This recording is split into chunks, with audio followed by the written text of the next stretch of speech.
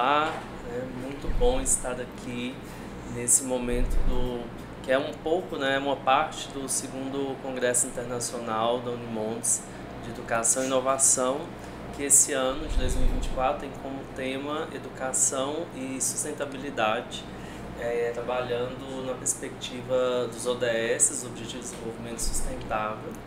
E aí eu tenho a alegria de estar aqui com a Gabriela e com a Laura, que já estivemos, né, na mesa redonda falando sobre o ODS 10, a redução das desigualdades, que dialoga muito com o ODS 18, que está em construção, falando sobre a questão da relação étnico-racial, e o ODS 16, falando sobre paz, justiça e instituições eficazes. Então, eu gostaria muito que vocês se apresentassem, falassem um pouquinho, né, de vocês, um pouco sobre cada um dos ODS, desses ODS. E é interessante porque a escolha, né, pelo ODS 10 e o ODS 16 vem muito numa lógica de que nós discutimos durante o Congresso várias situações, várias questões que envolvem a sustentabilidade. Muito numa preocupação com as mudanças climáticas, muito numa preocupação com as questões de desmatamento, com as queimadas e com as alternativas também, né, que precisamos, né, pensar e agir o quanto antes em relação a tudo isso, mas ao mesmo tempo a ideia de sustentabilidade ela vai para além da preocupação necessária, né, com o clima, com a preservação tanto da fauna como da flora, né? E aí, tanto o ODS da redução das desigualdades como o ODS para a justiça, instituições eficazes entram nessa perspectiva. Eu queria que vocês pudessem falar um pouquinho, começando com a Gabi. Olá, gente, tudo bem? Muito bom dia, boa tarde ou boa noite a vocês que nos assistem. Muito obrigada, Marcelo, pelo convite, e Laura, né, que minha amiga, que me ladeia em tantas atividades. Bom, meu nome é Gabriela, sou advogada, uma mulher negra, de tranças, de cabelos longos, né, de vestido de alças e preto e branco. Bom, essa autodescrição faz parte de quando nós falamos da ODS número 10, antes de fazer uma descrição curricular, a qual a gente sabe pelo nosso Lattes, né, pelo nosso currículo acadêmico, porque ela é importante para a gente se situar no tempo, no espaço, no território ao qual a gente ocupa. Essa ODS, a de número 10, ela fala especificamente da redução das desigualdades, somada a número 18, que está em construção nesse momento, sobre as relações étnico-raciais. Elas nos dão a ideia de que nós, todas as pessoas, precisamos nos localizar no tempo, no espaço, no território, para demarcar as nossas desigualdades, para que possamos pensar em um projeto comum de mundo, e nesse caso de Brasil, porque os objetivos para o desenvolvimento sustentável, eles são colocados para o Brasil.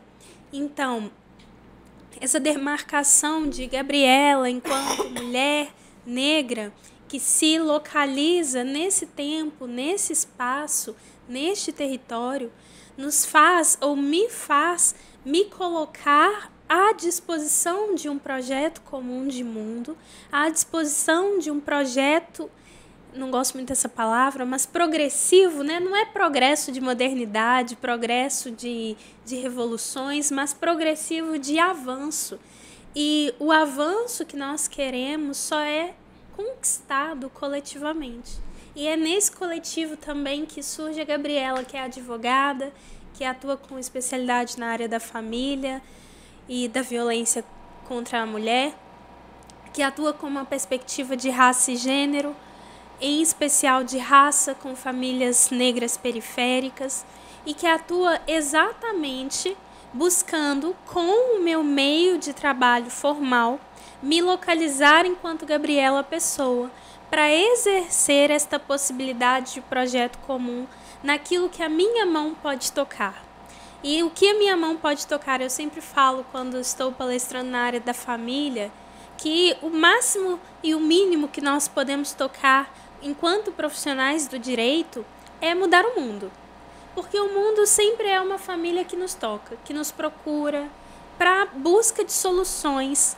E essas soluções, elas não vão ser justas, eficazes, corretas, com a régua do sim e do errado, do sim e do não, do certo e do errado, às nossas medidas. Mas calçar com os nossos pés da desigualdade, daqueles olhos que não estão vendados pela deusa Têmis, mas estão bem abertos, nos faz ver que as pessoas, elas são diferentes. E as soluções prontas, normatizadas, normalizadas, classificadas, que eu, enquanto profissional, tenho dentro do direito, não funcionam para essas pessoas se eu não olhar para mim enquanto mulher, me localizando no espaço, e se eu não enxergar a partir desse olhar de mim, o olhar para o outro com alteridade, enxergando-o com humanidade, para que eu exerça a ele uma solução construída, uma solução comunitária, porque dentro dessa solução construída, a sentença ou o processo vai ser justo, vai ser eficaz, porque vai ser uma palavrinha que a gente se esquece muito no direito, vai ser possível. A gente trabalha com possibilidades, com possível, porque às vezes o que é certo para mim é certo para você, mas é impossível naquele momento, naquela realidade, naquele território. E enquanto profissional do direito, trabalhando com erradicação de desigualdades diariamente, que é o que fazemos, desigualdades de gênero, desigualdade de raça, né, desigualdade de classe, nós trabalhamos com o possível dentro da vida de cada uma das pessoas. É como se a gente fosse a super nani. Sabe? A gente senta no sofá da vida e fala, vai contando aí os fatos, vai vivendo. E a gente olha. Esse é o momento da gente reconstituir os fatos na petição inicial, na contestação. E aí agora a gente tem o momento do feedback, que é fazer a petição para mostrar para alguém. E aí, para trazer soluções futuras, vem o juiz olhando os feedbacks e falando, isso você cumpriu, parabéns, isso você não cumpriu, não dá certo, indeferido. E aí a gente vai fazendo esse cheque. Mas para que funcione, quem precisa mudar não é a super nani, não é a super advogada, não é o super juiz, mas é aquela família. Então eu creio que fazer trabalho com futuros possíveis é uma boa definição de trabalhar com essa ODS em específico, de erradicação das desigualdades, buscando uma igualdade étnico-racial. Bom, Gabi, muito obrigado, muito bom te ouvir. Eu passo para a Laura para que ela possa falar um pouquinho também sobre a ODS 16. Bom, é uma satisfação para mim estar aqui na Unimontes. Eu fico sempre muito honrada com esse convite, professor Marcelo. Vou me descrever também, né, a quem nos ouve, mas não nos vê. Meu nome é Laura Brito, eu sou uma mulher branca de 41 anos, eu estou vestida num conjunto azul, eu tenho os cabelos médios, lisos e pretos.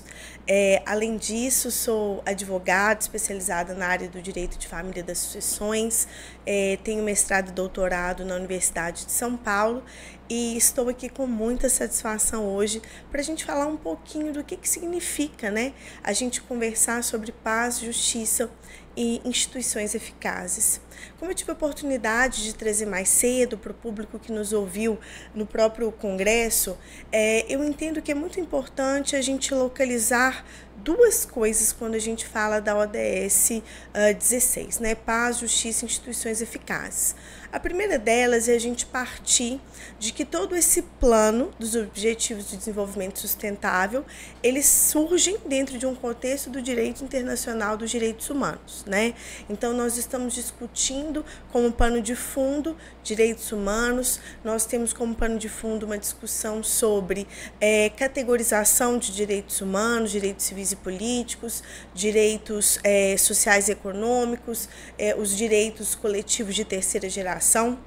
Então, os ODS eles estão, né, nesse contexto de discussão da importância do direito internacional dos direitos humanos, mas em oposição, ou em conjunto com isso, né, a gente só vai conseguir atingi-los no plano do Estado.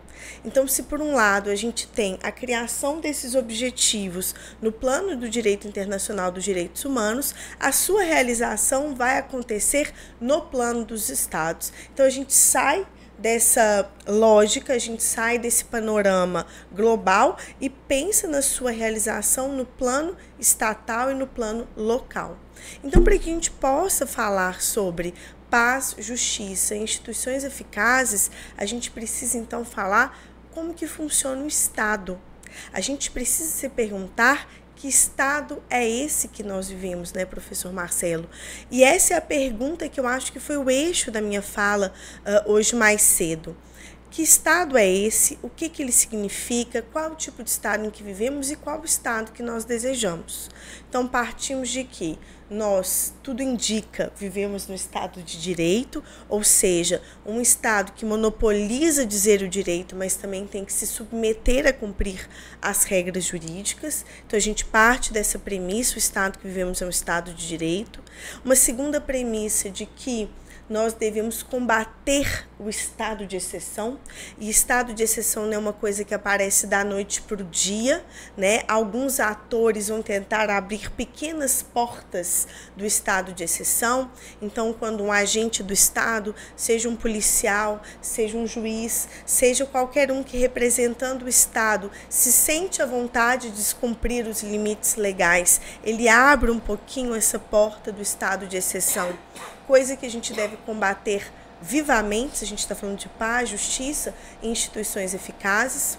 Um segundo ponto para a gente poder refletir, claro, aqui em diálogo constante com o que Gabriela disse, o que é igualdade, como que ela se dá, né? Essa discussão de como que a gente combate a desigualdade, não a paz e não a justiça, enquanto a gente tem franca desigualdade. Aqui sempre lembrando de que o contexto, né, do Estado social, então a gente deseja que o Estado seja de direito, e se a gente também deseja e busca um Estado social, aquele que reconhece as vulnerabilidades de certas partes da população, né, de populações minorizadas na nossa sociedade, então a gente precisa buscar esse Estado social.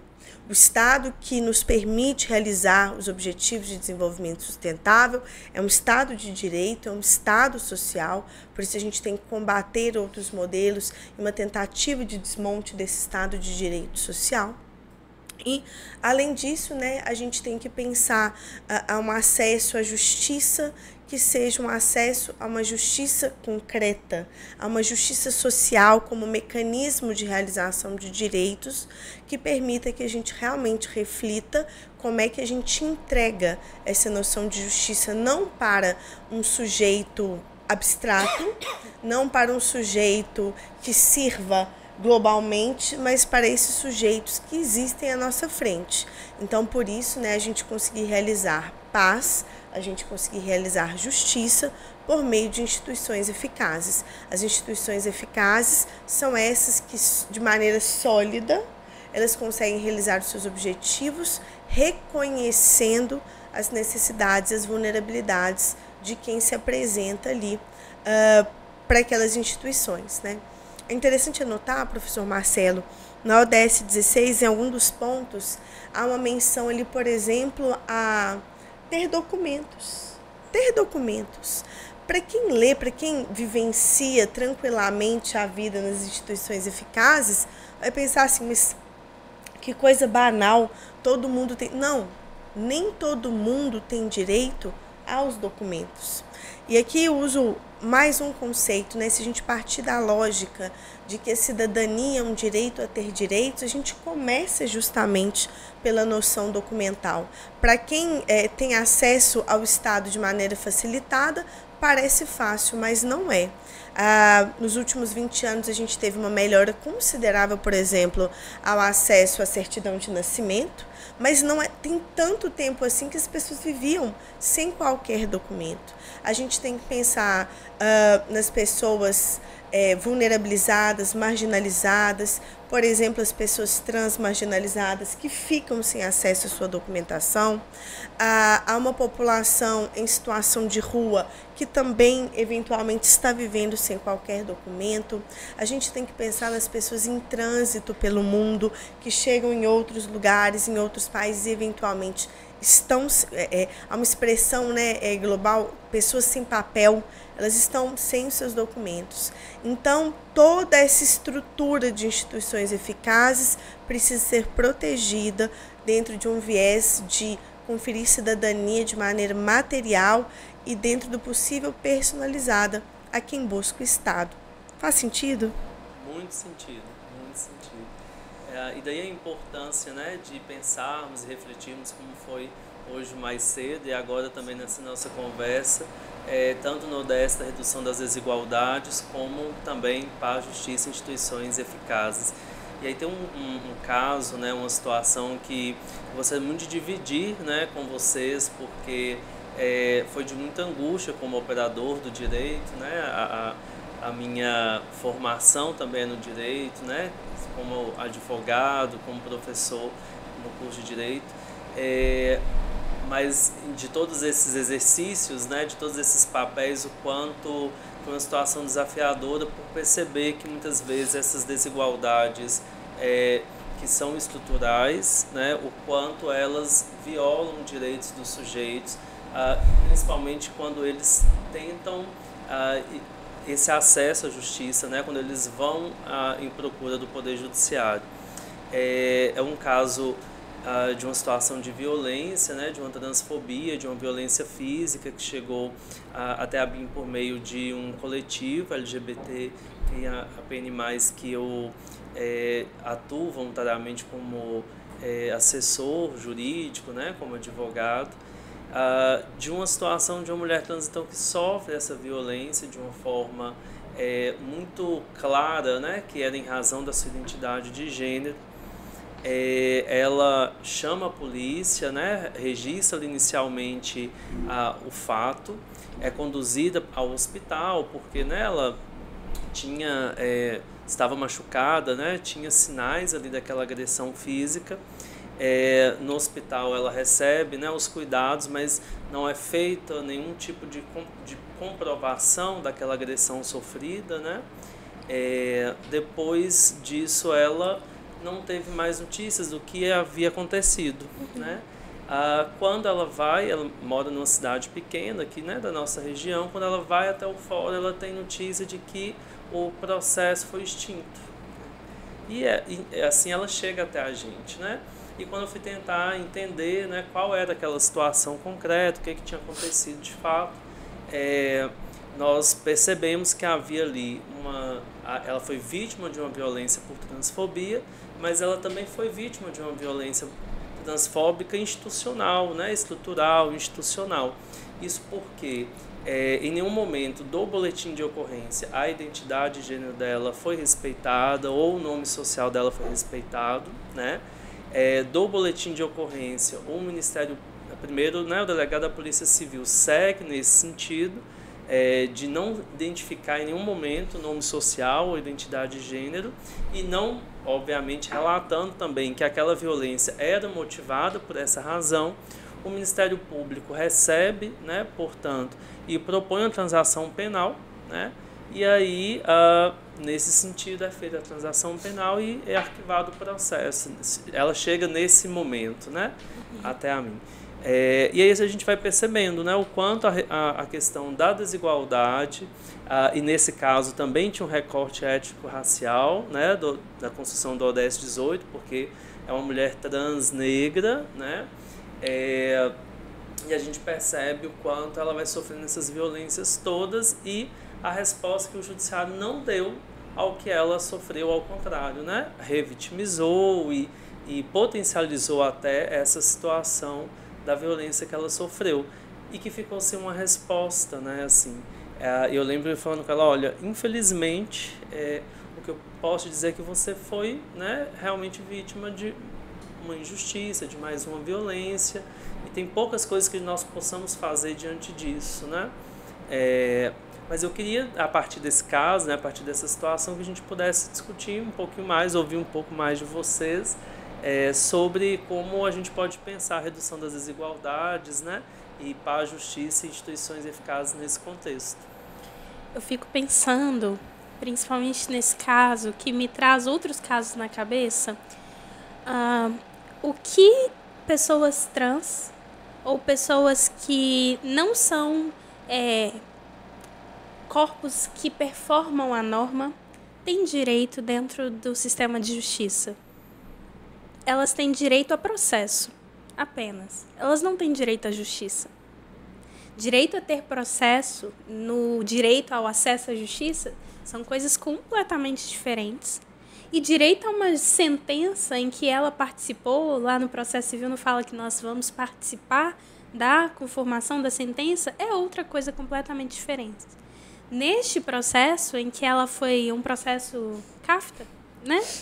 Completamente, ela era vítima e foi vitimada exatamente porque os seus graus de vulnerabilidade eram maiores e nenhum deles foi observado ali naquele momento, que inclusive era um momento de se utilizar o protocolo para julgamento com perspectiva de gênero, em que foi instituído pelo CNJ enquanto resolução, ou seja, de utilização obrigatória, porque o Brasil foi condenado, mais uma vez, assim como no caso Maria da Penha, que criou a Lei Maria da Penha, o Brasil foi condenado em 2020 e 2021 na criação de um protocolo para julgamento, ou seja, para o trâmite, para o andamento processual ser conforme o gênero, entendendo-se o gênero como uma categoria relacional. Eu preciso entender quais são as parcelas de poder distribuídos entre as partes, para que eu julgue corretamente. E nesse caso, em que nem houve a devida oitiva da vítima, porque ela socialmente, muitas vezes, já é não ouvida, né? Que justiça é essa que ela acessa quando ela vai ao Poder Judiciário?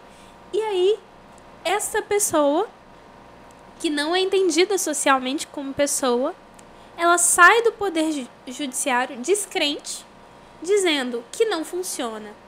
Mas não funcionou mesmo. O que ela poderia dizer diante disso? Então eu fico pensando quais seriam as soluções que nós poderíamos fazer, e aí não é uma resposta, mas sim mais perguntas, para a gente pensar quais seriam as soluções que a gente poderia trazer para essa pessoa nesse momento. Entrar com um processo de injúria racial, do crime de racismo equiparado, né, à LGBTfobia, à transfobia especificamente, para que ela tivesse um acesso à justiça, uma reparação de verdade, logo após entrar com uma ação indenizatória, buscando a reparação dessa igualdade formal a essa pessoa que a vitimou? Porque e aí as perguntas, enquanto técnicos, enquanto pessoas técnicas, são muitas das possibilidades. Mas a pergunta que ninguém faz normalmente é: o que essa pessoa quer fazer? Qual solução ela quer?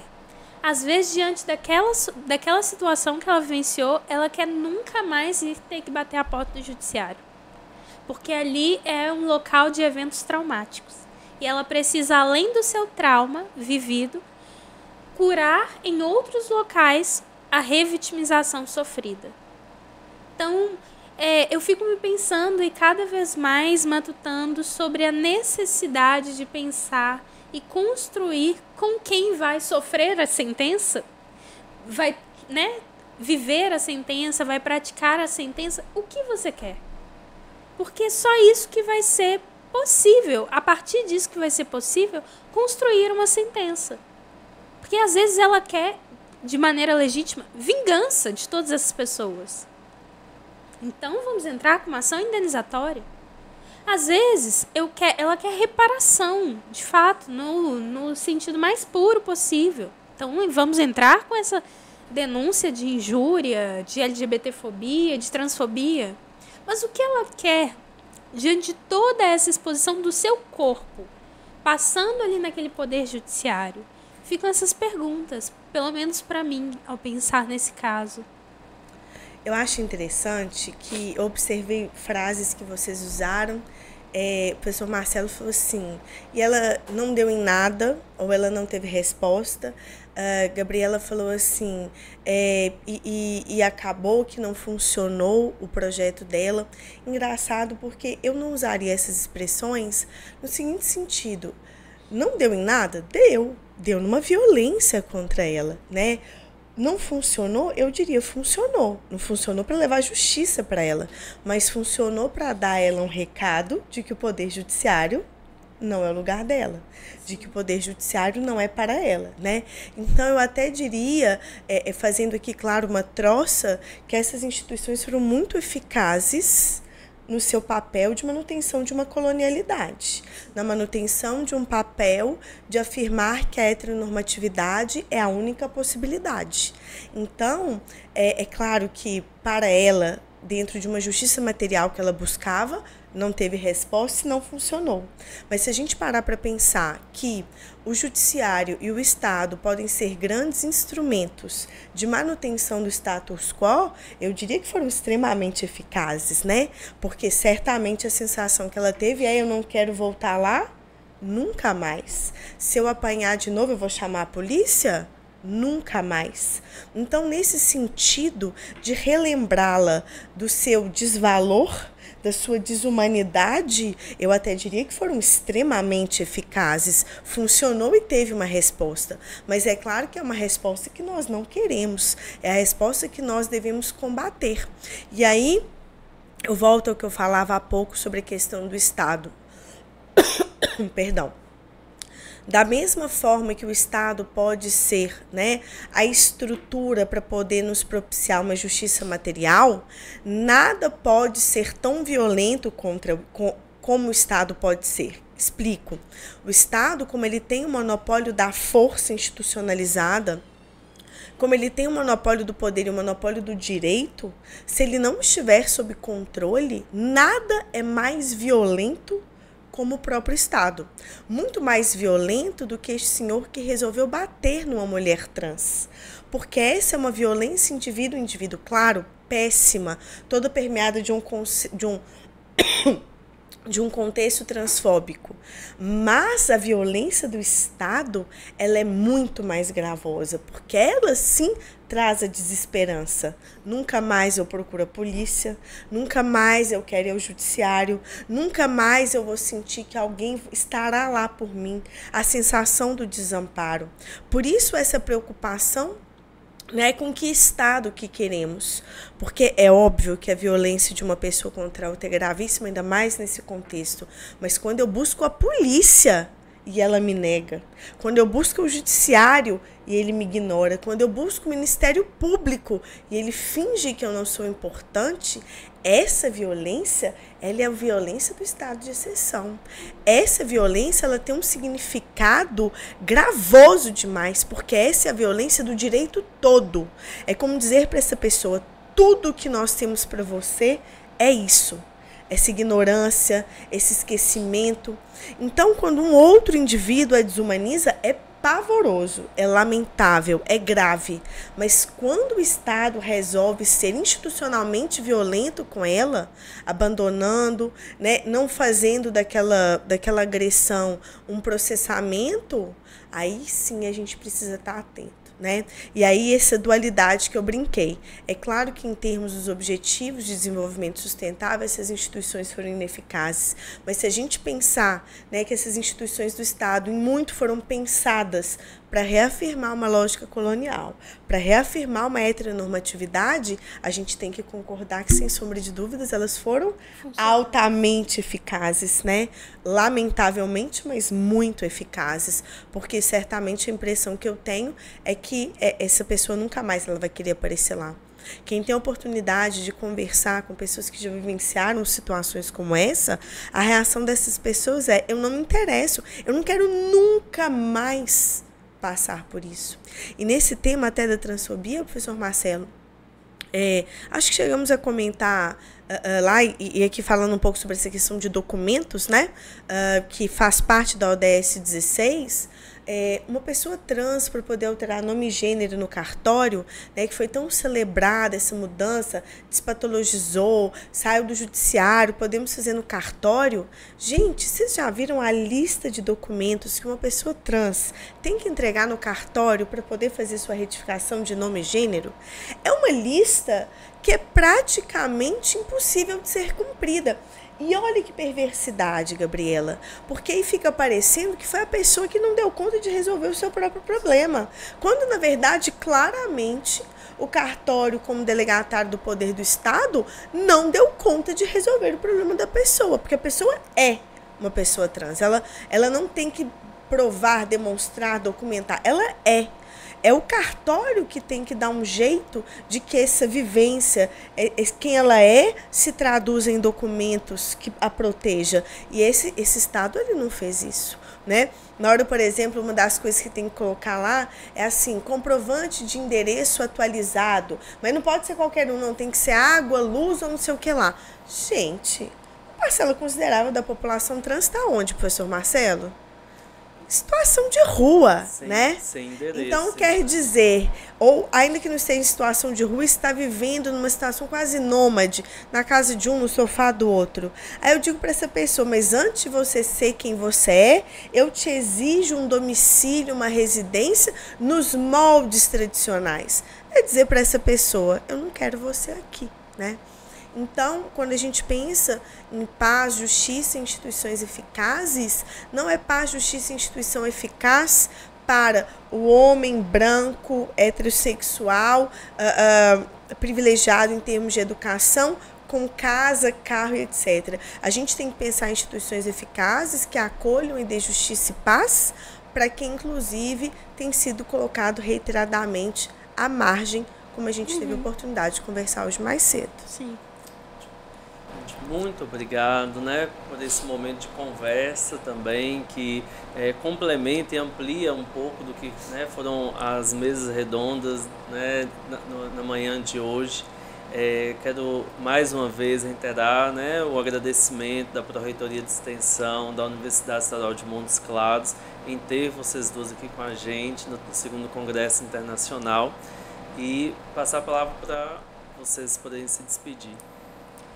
Eu agradeço muitíssimo ao Marcelo, à Laura pela parceria de sempre, ao convite que saiu do virtual para o presencial e a oportunidade de estar aqui com vocês na Unimontes, trazendo palavras que ecoam e eu tenho certeza que vão reverberar nas práticas dos alunos, dos bolsistas, da academia, aqui nesse local. Então, muito obrigada. Eu agradeço também, professor Marcelo, na sua pessoa, a Unimontes, a Pró-Reitoria de Extensão. Para mim é sempre uma satisfação vir aqui, né, nessa universidade que me orgulha, a universidade pública, gratuita e de qualidade. Todas as vezes que eu estive aqui, um diálogo riquíssimo. E assim, já faço aqui o meu autoconvite, espero estar aqui de novo em breve. Muito obrigada. Sempre. Este podcast foi gravado no estúdio do Circuito de Conhecimentos da Unimontes, um espaço de inovação, tecnologia e divulgação científica, financiado pela FAPEMIG. O estúdio é uma iniciativa aberta à comunidade acadêmica, promovendo a criação e compartilhamento de conteúdos que impulsionam o conhecimento. Aqui, unimos a ciência e sociedade para fomentar a troca de saberes e a construção de soluções inovadoras.